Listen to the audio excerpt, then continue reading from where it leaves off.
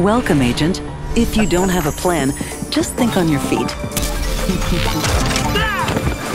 Extraction vehicle has arrived. Reach it as discreetly as possible. Deceive Inc. is set in a world where governments were prohibited from having intelligence services. So intelligence services became either freelance or the stuff of companies. Deceive Inc. is one of such companies. Spies are at the center of this game. The idea, as we design agents, is that they are the best of the best at what they do. They come from a lot of different backgrounds. I'm not a good shooter, so my go-to is Squire. I like his basic toolset, which is really good for entry-level players. Oh! And everyone doubted me, including myself. Chavez is a legend in the spy world. He's done a ton of missions. You can see him as kind of the action movie hero. Can't beat experience. I really love to play Larson because I'm a terrible shot and his gun fires fast, so I can do corrective shooting. And when things go sour, I can just disappear and try to relocate. Now you see me, now you don't. Poof. I also love Madame Shu. She's powerful and enigmatic, and it's just a really cool vibe. Never bet against me. Kavaya, she's a detective. He sniffs out every enemy agent, but the thing with me is that I end up sniffing out everyone, but then I get killed because I can't capitalize on it. I'll get you next time.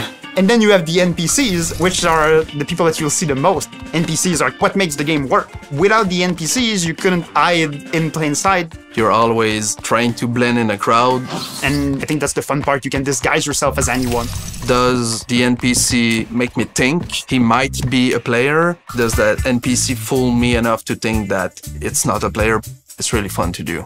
What are you doing here? Then there's Iris, which is our artificial intelligence character, which is pretty much the narrator of the game. Cover lost. You are now sticking out like a sore thumb. Iris is a complex one. They are the center of Deceive Inc. We also want to really build Iris as the player's eyes and ears, pretty much. So they're always there, no matter the spy you choose. Everything about this game reeks style and super fun, engaging moment-to-moment gameplay. The forms are very more realist, but the textures and the colors are very bright, and we also add a little edge to all the shapes that kind of makes them pop. It's the classic spy fantasy. You're in a mansion at night. There's kind of that banquet going on, an auction going on. For Silver Reef, you're underwater in a hotel, that international location, kind of more close quarter with closer fights.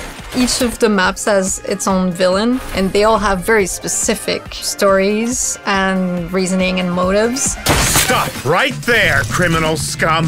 I think just the gadgets are a great example of that little toy that we want to be able to interact with a lot of different things in the kind of sandbox of the game. I like the spyglass because then I don't have to go towards the intel to take it because I feel like I'm too obvious. The bouncing mat is an all-star classic. I'm a sucker for traversal and mobility, so having a tool that lets you bounce up or just push people away. One of my favorite was the spy drone. I was inspired just by fly in general. It literally sounds like a fly, and it's super annoying. Like, people go, pardon my French, but bat crazy when you, like, just follow them. And so it's super fun to do some psychological warfare to them. Go, go, thingy, go! People really love the ideas of disguising this as an object. So you can be a chair, you can be a flower pot, and the idea is the player don't notice that you're odd, you're at a weird spot. Gotcha. I just walk around as a couch, and sometimes you have people that just run past you. I should have made that shot. Why didn't I make that shot? Where did he come from? Oh, I saw him. How did I miss that toilet in the middle of the room? When you play as a toilet, you can just hide in plain sight in situations where your brain just doesn't compute there's a toilet on the corner of your eye. So look out for the toilets that are not in actual restrooms. Wow, Agent, you make us proud. One thing that we are thinking about when we go into the future is that people will know the basics of the game. So we can start trying stuff that's really kind of a bit more shocking in character abilities.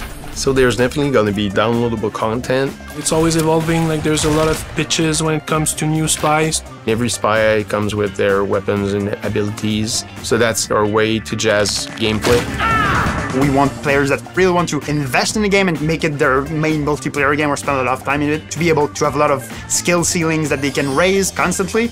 We don't make the game to be a funny game, but it happens to be because of the situation, the gameplay, the ridiculousness of how the system interacts together, and you see something happen and you're like, that's so dumb, but I love it. Woohoo! That's lit! Unusually well done. Virtual pat on the back, Agent. Keep it up.